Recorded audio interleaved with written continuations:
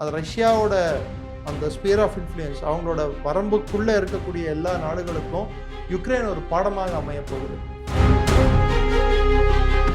இன்னும் சில மாதங்கள் வரைக்கும் யுக்ரைனால் தாக்குப்பிடித்தான் பெரிய விஷயம். Donbas belongs to Russia. அங்க ரஷ்ய மொழி பேசுற மக்கள் தான் அதிகம். ஸோ அந்த பகுதியை நீ யார் அமெரிக்கா யார் உட்கார்றதுக்கு, நீ யார் கொடுக்கறதுக்கு? ரஷ்யாவை கட்டுப்படுத்துறதுக்கு அவர்கிட்ட என்ன துருப்புச்சீட்டு இருக்கு சொல்லுங்க.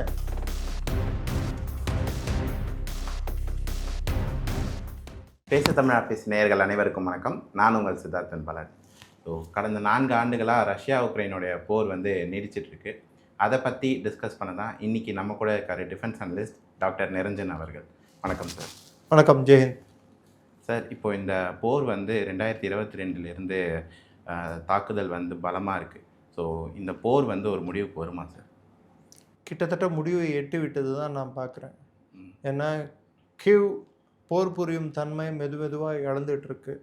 நாளுக்கு நாள் ரஷ்யாவோட அட்டாக்ஸ், அதாவது அவங்க யூஸ் பண்ணக்கூடிய ஏவுகணை தாக்குதல்கள் அதிகரித்த வண்ணம் இருக்கிறதை தவிர்த்து கம்மியானதாக இல்லை. ரெண்டாவது, ஒரு தோய்வு நிலையை யுக்ரைன் படைகள் எட்டிவிட்டது. மூணாவது விஷயம், நேட்டோவே இப்போது அந்த போரில் இருந்து பின்வாங்கிற ஒரு எண்ணத்தோடு இருக்காங்க. நேட்டோ இந்த சென்ஸ், லிட்ரல் சென்ஸ், அமெரிக்கா தவிர்த்து மற்ற எல்லா ஐரோப்பிய நாடுகள், நீ கேடு கெட்டு போனால் எனக்கு என்ன, நீ எப்போ டாவாஸ் மாநாட்டில் ஜெலன்ஸ்கி ட்ரம்ப்பு கூட நின்னாரோ, நேட்டோ யூரோப்பிய நாடுகளை எஸ்பெஷலி யூரோப்பிய ஒன்றியத்தை கிரிட்டிசைஸ் பண்ணாரோ, அன்றைக்கே ஃப்ரான்ஸும் பிரிட்டனும் இவங்கெல்லாம் இது எனக்கு தேவையான போர் இல்லை அப்படின்னு சொல்லிட்டு அவங்க எண்ணத்தை எடுத்துகிட்டு வந்துட்டாங்க. ஸோ இப்போது கிட்டத்தட்ட யுக்ரைன் இஸ் ஐசோலேட்டட். ரெண்டாவது, அந்த போரை முடிக்காமல் புது போரை வேற ட்ரம்ப் ஸ்டார்ட் பண்ணி விட்டார் வளைகுடா பகுதியில். அப்படி எடுத்து பார்த்தோன்னா, புட்டினோட தாக்குதல்கள் கடந்த ஒரு கரெக்டாக வின்டர் சீசன் அவங்களுக்கு இந்த ஒரு மாத காலமாக 2 மாத காலம் டிசம்பர்ல இருந்தே அவர் பவர் கீவில் அவங்களோட தலைநகரத்தில் பவரே இல்லை. பவர் கட்ஸ் அதிகமாகிட்டே இருக்குது. எலக்ட்ரிசிட்டி ப்ராப்ளம் இருக்குது, வாட்டர் ப்ராப்ளம் இருக்குது, தண்ணீர் பற்றாக்குறை ஏற்பட்டுள்ளது. அதுக்கு முக்கியமான காரணம் புட்டின் ஹைப்பர்சோனிக் மிசைல்ஸையும் ஓர்ஷனிக், இஸ்கந்தர் போன்ற மிசைல்களை சரமாரியாக ஏவிட்டுருக்காங்க. கியூவோட மிலிட்ரி தளபதிகள் சண்டை போடும் திறனை இழந்து கொண்டு இருக்கிறார்கள்.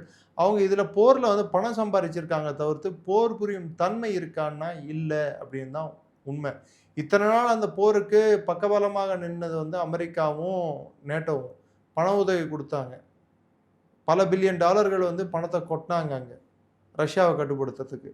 ஆனால் அது கட்டுப்படுத்த முடிஞ்சுதான்னா கட்டுப்படுத்த முடியல. ரஷ்யாவோட டிஃபென்ஸ் இண்டஸ்ட்ரி இன்ஃபேக்ட் அது பல மடங்கு உயர்ந்து இருக்கிறது, அவங்களோட வளர்ச்சி அதிகரிச்சிருக்கு. ஸோ யுக்ரைனுக்கு இருக்கக்கூடிய டெப்த்து போதிய அளவுக்கு இல்லைன்னு தான் நம்ம எடுத்துக்கணும்.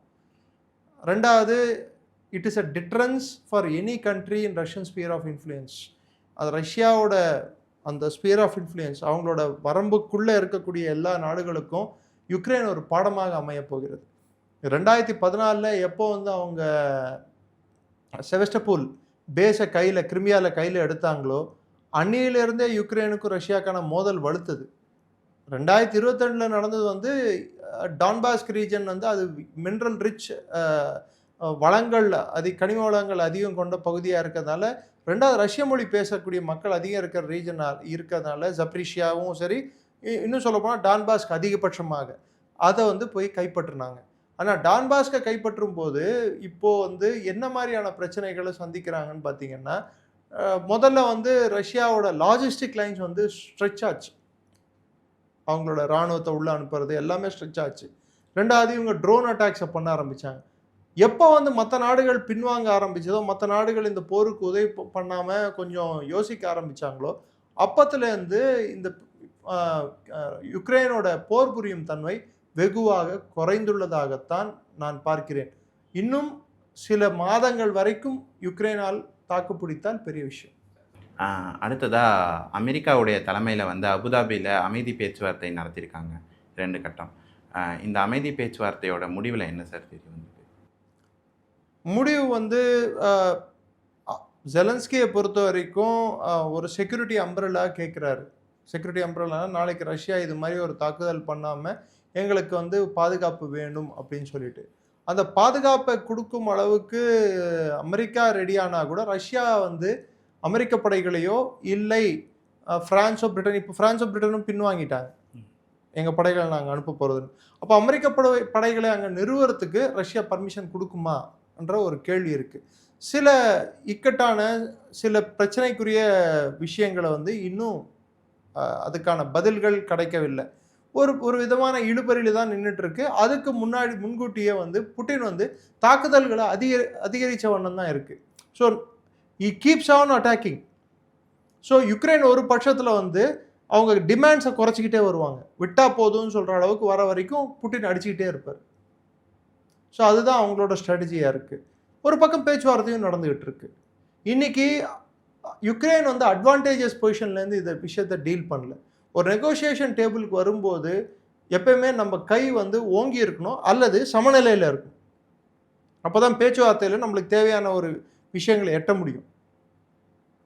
இந்த விஷயத்தில் பார்த்தீங்கன்னா அவங்க கை ஓங்கவும் இல்லை, அவங்க நினச்சது நடக்க போகிறதும் இல்லை. இதுதான் உண்மை, அடிப்படை உண்மை. ஸோ சிச்சுவேஷன் இது மாதிரி இருக்கிறதுனால பேச்சுவார்த்தைக்கு தொடரும் அப்படின்னு நம்ம எடுத்துக்கிட்டா கூட இது ரஷ்யாவுக்கு சாதகமாக தான் முடியும் என்பது தான் பல பேரோட கருத்தாக இருக்கு. Okay sir. யுக்ரைனுக்கு சாதகமாக முடியறதுக்கான வாய்ப்புகள் மிக கம்மி. ஏன்னா அவங்க வந்து டான்பாஸ்க் ரீஜன் வந்து அமெரிக்கா ஏன் குறி வைக்கிறாங்கன்னா, டான்பாஸ்க் ரீஜன் வந்து யுக்ரைன் வந்து இவர்களுக்கு கொடுத்துட்டா அங்கே இருக்கிற வளங்களை வந்து கனிம வளங்களை அமெரிக்கா எடுத்துக்கும் அப்படின்னு ஒரு எண்ணம் அமெரிக்காவுக்கு இருக்குது.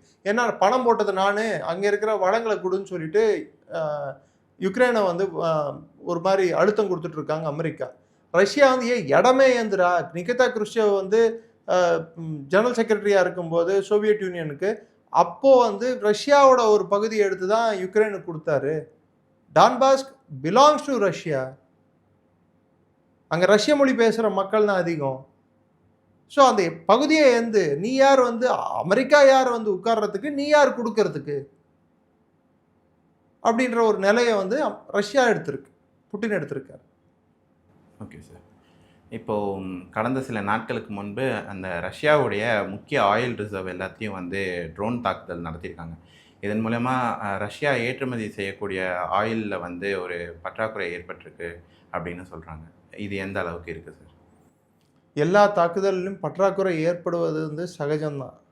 ஆனால் ரஷ்யா வந்து டைவர்சிஃபை பண்ணியிருக்கு அவங்களோட இதை. உதாரணத்துக்கு யுக்ரைன் வழியாகவே பைப்லைன்ஸ் போயிட்டுருக்கு. இன்னொரு பக்கம் சைனாவுக்கு அவங்க வந்து பைப்லைன் மூலமாக தான் சப்ளை பண்ணிகிட்ருக்காங்க. டர்க்கிக்கு பைப்லைன் மூலமாக தான், கிரிமியாவிலேருந்து போகிற பைப்லைன் மூலமாக தான் சப்ளை பண்ணிகிட்ருக்காங்க.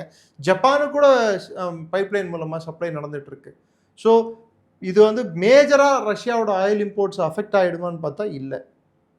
பட் அவங்களோட வல்னரபிலிட்டி, அதாவது அவங்க எந்த இடத்துல அவங்க வீக்காக இருக்காங்க, எதில் கை வச்சா ரஷ்யாவுக்கு மேலே அழுத்தம் கொடுக்க முடியும்ன்ற ஒரு கண்ணோட்டத்துலேருந்து எடுத்து பார்த்தோம்டான்னா இந்த அட்டாக் வந்து லிட்ரலாக ஸ்பீக்கிங் கவுண்டர் வேல்யூ டார்கெட்ஸை அவங்க டார்கெட் பண்ணுறாங்க.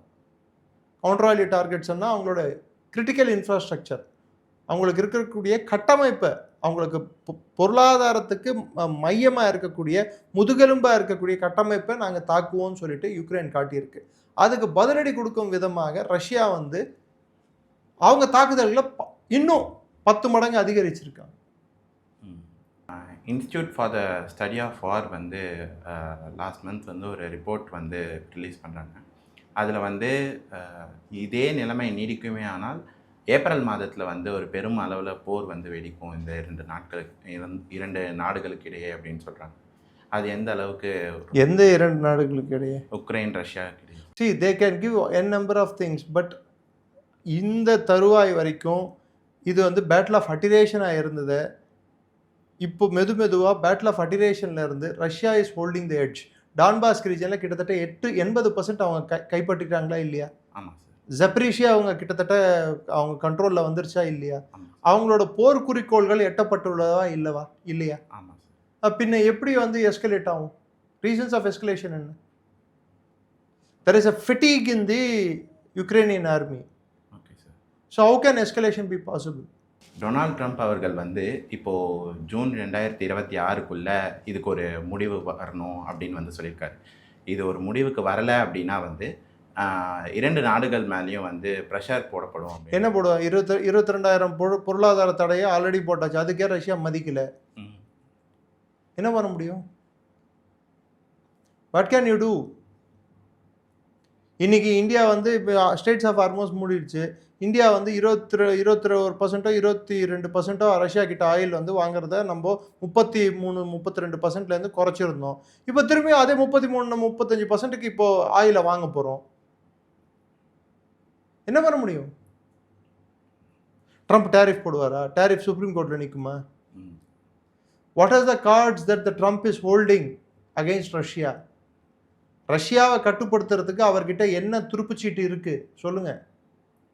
ஓகே, யுக்ரைனை கட்டுப்படுத்த முடியும், யுக்ரைனுக்கு கொடுக்குற ஃபண்ட்ஸை கட்டுப்படுத்த முடியும், யுக்ரைனுக்கு கொடுக்குற வெப்பனை அது கொடுக்கறதுனால இத்தனை வருஷம் அவங்க சப்போர்ட் பண்ணதுக்கு எந்த ஒரு லாபமும் இல்லையே. ரஷ்யா வின் பண்ணிட்டு போகிற வாருக்கு நீ உன் கூட சேர்ந்து சண்டை போடுறவங்க மேலேயே நீ வந்து ப்ரெஷர் போட்டேன்னா, இல்லை பொருளாதார தடை போட்டேன்னா அது எப்படிப்பட்ட ஒரு போரா முடியும்? Let Trump do whatever he wants, but Putin is not the one to buckle down.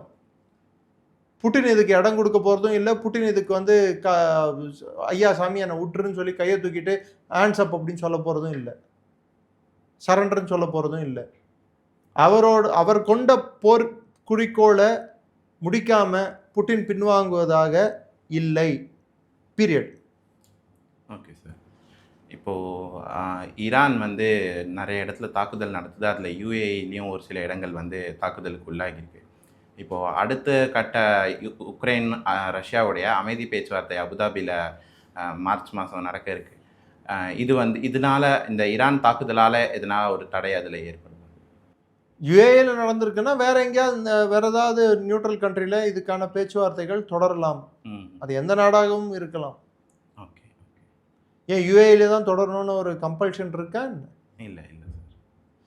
ஏன் உலகத்தில் யுஏஇ மாத்திரம்தான் ஹோஸ்ட் பண்ண முடியுமா? தேவைப்பட்ட இப்போ ஈரானும் அமெரிக்காவே ஜெனீவாவில் தானே மீட் பண்ணிட்டு இருந்தாங்க. எங்கே வேணாலும் யார் வேணாலும் மீட் பண்ணலாங்க. அதை பற்றி பிரச்சனை இல்லை. It's temporary only. இது அதாவது யுஏஇ பிரச்சனையில் இருக்கிறதுக்காக பேச்சுவார்த்தை தள்ளி போகிறதுக்கான வாய்ப்புகள் எனக்கு தெரிஞ்சு கம்மி. ஓகே. ரஷ்யா உக்ரைன் வார் பற்றி இன்னும் சில தகவல்களோடு அடுத்த வீடியோவில் சந்திக்கிறேன். நன்றி, வணக்கம்.